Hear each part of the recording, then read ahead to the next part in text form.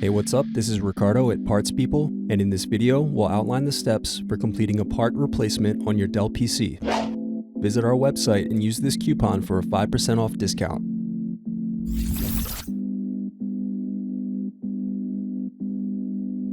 First, slide over tabs and remove battery. Then unscrew and remove access door. Now remove bottom base screws.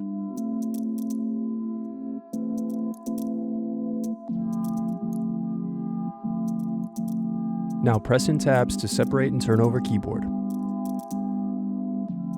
Then disconnect and remove keyboard. Now unscrew palmrest.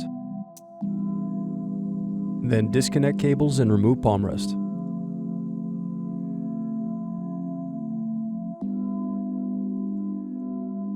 Thanks for watching. Don't forget to like and subscribe if you enjoyed this video.